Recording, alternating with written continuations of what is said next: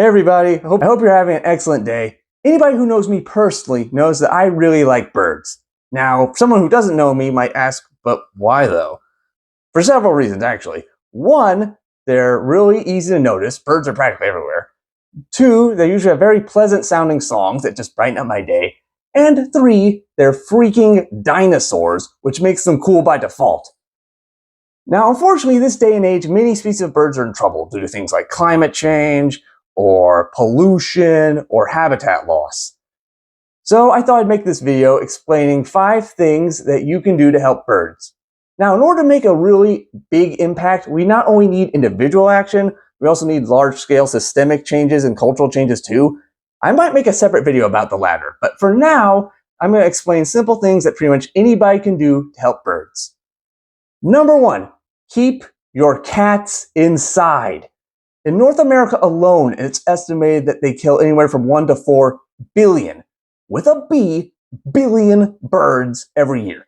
Now, someone watching this might be thinking, I'll just put a bell on my cat's collar, no biggie. That doesn't work. Cats are stealthy ambush predators. They're not going to make a lot of noise when they're stalking any type of prey. And so by the time that the bell actually does go off, it's not a warning bell, it's a dinner bell for a cat. So try to keep your cats inside, but if you feel like you just can't deny your fur ball access to the great outdoors, install a catio. In case you don't know, a catio is like this outdoor enclosure that you can add to your house. You just open the door and let your cat walk outside, and that way your cat can still experience the fresh air, but birds and other wildlife are safe. Also on the plus side, this prevents your cat from being eaten by a coyote or hit by a car. Win-win. Number 2. Cover up your windows. In North America alone, it's estimated that at least 1 billion birds die from colliding with windows every year. Now, your first thought might be, well, we can't cover up skyscrapers. Good news is, we generally don't have to. In fact, it's in suburban and rural areas where the vast majority of bird strikes happen because more birds live in those type of habitats. Now, the reason that birds fly into windows in the first place, it isn't because birds are stupid. Evolved in a world where glass didn't exist. And so, like, if you see like a mockingbird attacking its own reflection, that's because they just don't understand the concepts of reflection. They think they're seeing another bird. Some birds are smart enough to understand reflections though, like crows and parrots, but most birds just can't. So if a bird gets spooked by like a hawk and it flies towards your window, it sees a reflection of the sky and be like, oh right, I can fly here. Wham! Dead. And unfortunately, the carnivore might end up being dead too, and that's not good either. So what you can do in order to prevent this is you can cover your windows with bird netting, because then they'll just bounce off and fly away, or you could plant shrubs and vines in front of your windows, so that way the birds have a place where they can hide safely. And also, as another benefit, covering your windows with vegetation can help lower your heating and cooling costs, depending on the season and the type of plant.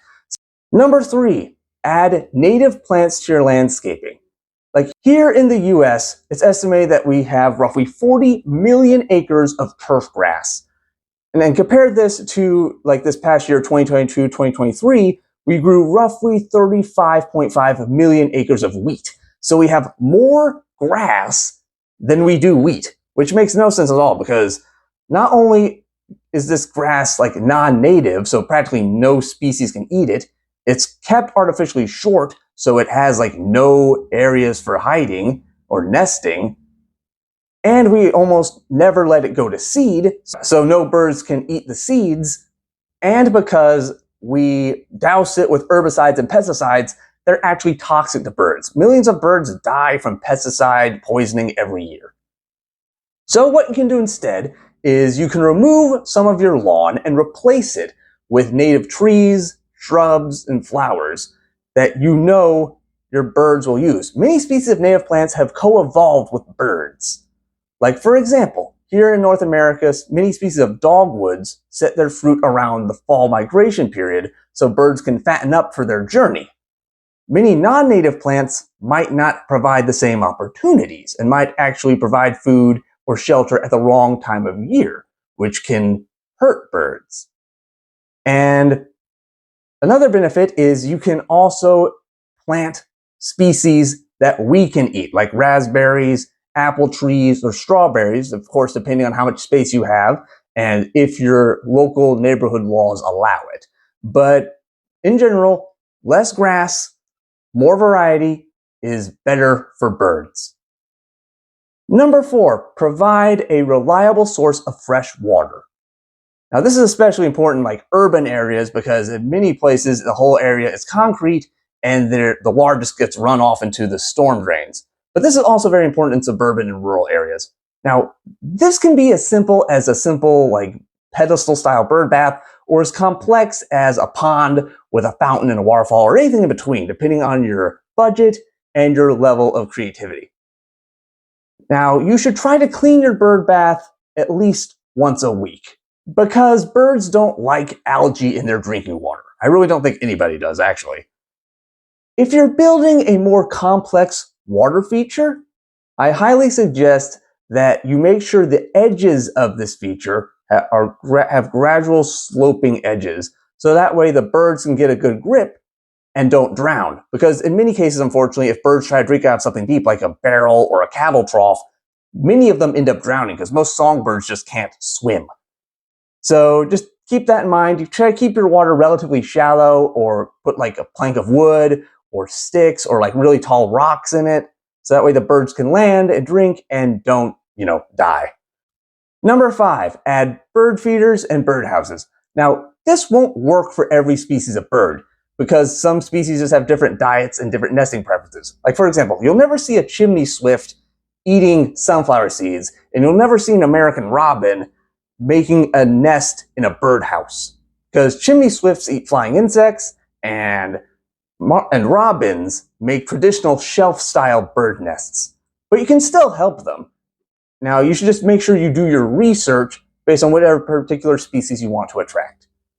Make sure you do your research regarding the type of food that you're trying to provide as well as the type of birdhouse you're trying to provide. Because not all birds will use the same type of birdhouse. Like a Carolina chickadee will never use a birdhouse that's designed for a pileated woodpecker. It's just too big and it would end up wasting too much of its time trying to fill it with nesting material.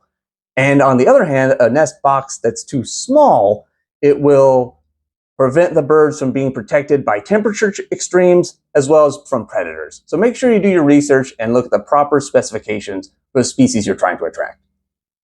If you want more information, I strongly suggest you read the books Bird by Bird Gardening by Sally Roth and the North American Bird Feeder Guide by Robert Burton and Stephen W. Kress. Now, these books were designed for North American birds, but the principles should apply anywhere because North American birds also typically have cousins in other countries and continents. So if it works for, like, say, a type of thrush in North America, it should work for a type of thrush in Europe as well. So just tailor it to your needs and it'll probably be very beneficial. So that's all for today's video. That was 5 ways how you can help birds. I hope you all enjoyed this video. If you want me to explain more about birds in the future, let me know in the comments below. Please like, comment, subscribe, and turn on notifications, and I'll see you in the next video. Bye!